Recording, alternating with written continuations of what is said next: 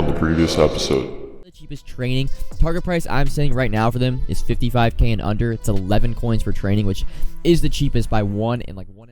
What is up, YouTube? Oh geez, sorry, I'm like, what is up, YouTube? Episode 96 of the No Money Spent Wednesdays, the only back-to-back no money spent video.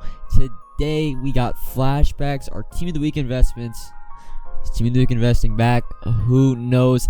I lied. I wasn't able to get gameplay with Pat, but I'll explain why. But I'll have some clips. But let's hop into the flashback card today. Really weird drops.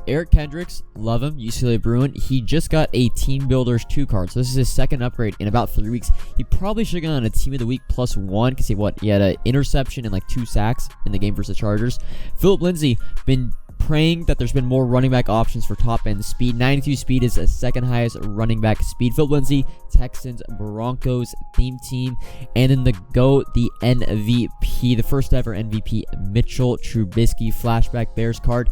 Improviser archetype, so you can either choose Escape Artist or Pass Lead Elite as kind of his tier 3 ability. So no, just another quarterback, but it's always good to have like multiple options at quarterback, running back. You never like seeing pretty much everybody run the same quarterback, the same running back, the same 3 receivers. We want some parity in the positions, what we want to choose. And then we got 2 corners. The first one, Janoris Jenkins. So he is Rams, Giants, Titans, and Saints theme team. 92 speed. On the shorter end, just like at the other quarterback, but 5'10". Only really downside, his block shit's at 68, which actually isn't the worst for like a short slot corner. He has really good catching stats as well. And then the 93 overall, Jason Verrett, 49ers and Chargers theme team. I'm probably going to be picking this card up because I'm progressing towards maybe a 25 out of 25 Niners theme team. This card is tied, I believe, for the highest speed with Deion and JC Horn at 93 speed. Really good card, and again, the only downside for this card is 53 block shit is really bad, but it's a man in zone coverage threshold, as well as I think I passed over, but I think he's a zone corner, so you can get Acrobat and mid-zone KO for 1 AP and then 2 AP for Acrobat. So I think he's probably a top 5, maybe top 3 corner in the game. Really solid. But looking at the flashback kind of reroll now, like, is it profitable? Like, I don't think we'll ever get a profitable kind of reroll like the old school heavyweights, but the training reroll costs 9,000 at 11 coins for training. That's kind of the going price for trading right now. It's pretty much 100,000 coins to pull this pack. There's 11 cards in the pack, of course, 90 plus. You have the 10 from the last 2 weeks, plus AJ Bouye still is a 90 overall. So is this kind of reroll set profitable? Is it good? Is it like the old school heavyweights? It's not too bad. I'm going to say this. It's for 100,000 coins, you have a bunch of L's. I think it's 5 L's in total, right? You got Deshaun Jackson, who's about like, I think you can be able to sell him for 75,000 coins. Wentz, Noy, Houston, and AJ Bouye are just fat L's, right? You're going to lose like 35,000 if you pull these guys just for the 100,000 coin pack price right now if you want to pull one. However, AJ Green is like only a 10k L, like a 15k L after tax, which isn't too bad. Deshaun Jackson sells. I think Deshaun Jackson, once they add the Raiders chem to his card, will probably go back up to like 85, 90,000 coins. So overall, just if you pull a 90, 91, it's an L pretty much. It's what it is. It's an L. There's I think 6 total in that from 90, 91, but AJ Green's not that bad now, and I think Deshaun Jackson will be like upwards of 85 to 90k when he adds that Raiders chem. Now all the new cards, 5 new cards, are all W's. Kendricks is going to be about a 15k profit, or a little more. It's like 15 to 20k profit for Kendricks, and then all the other cards are really like good profits, solid profits. Now Phillip Lindsay's like 150k. The key to this pack really being a kind of a big W is Mitchell Trubisky has to hold his price at like 190, and same with Janoris Jenkins has to hold his price at like 200,000 coins. Verrett's like 230, 250. I think he's going to hold his price because he's a top 5 corner. I'm going to pull one at pack for you. Think of this as a 100,000 coin store pack. Unfortunately, we're going to pull Deshaun Jackson. I'm just going to end up throwing my binder.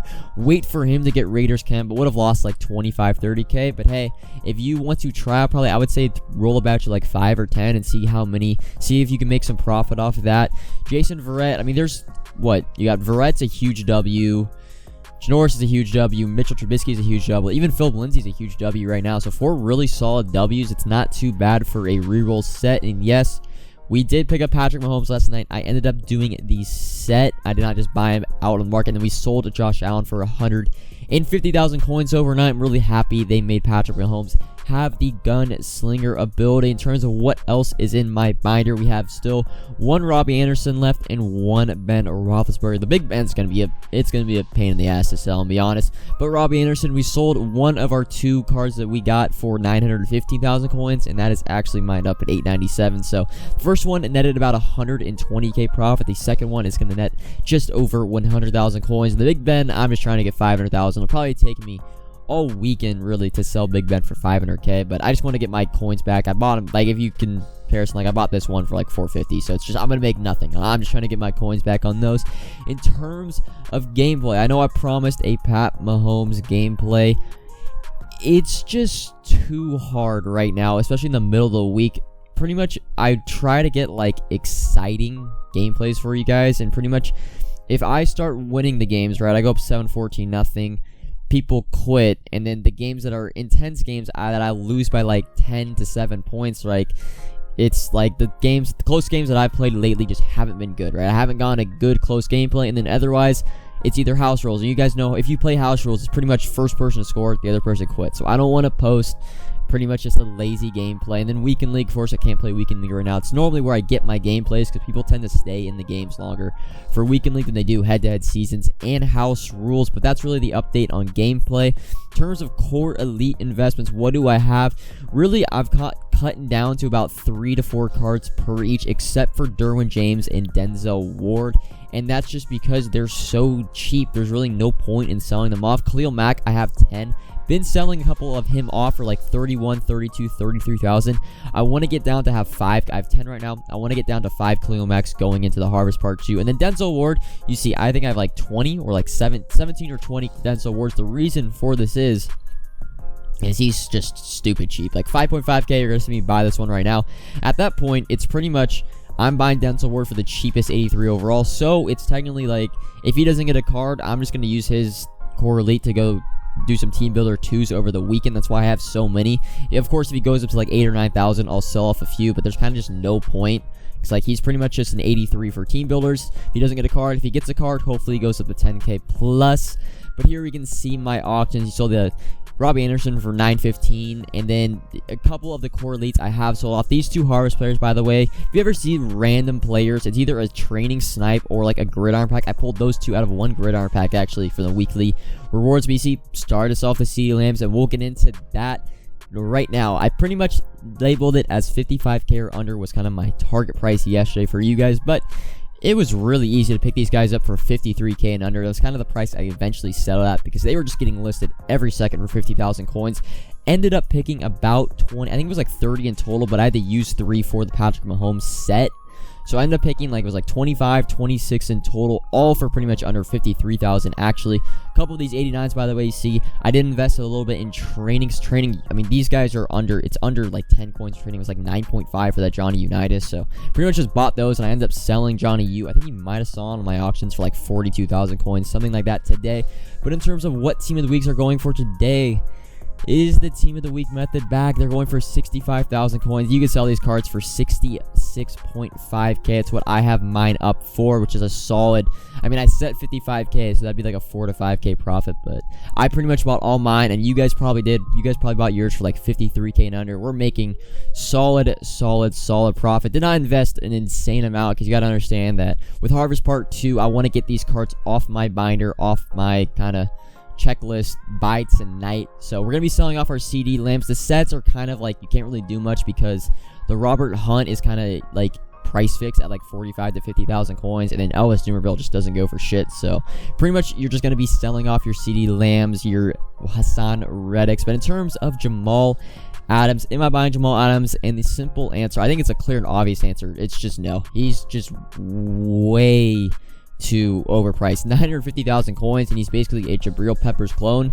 He's a little bit taller, he has worse man coverage, and he just has 2 really good theme teams, but it does not equal a 600k more than Jabrill Peppers. Jabrill Peppers now isn't looking like a bad card at 350,000 coins when Jamal Adams is 950. If Jamal Adams, I think the price, if he gets down to under 800,000 coins somehow tonight, I might pick up one.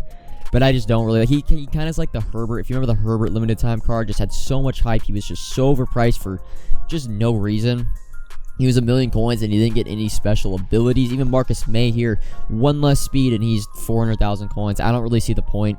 I don't know why people would be buying Jamal Adams for 950,000 coins. I guess, honestly, if you want Jamal Adams, get his 90 overall hero, power him up. I think you get him to 92 or 93 overall.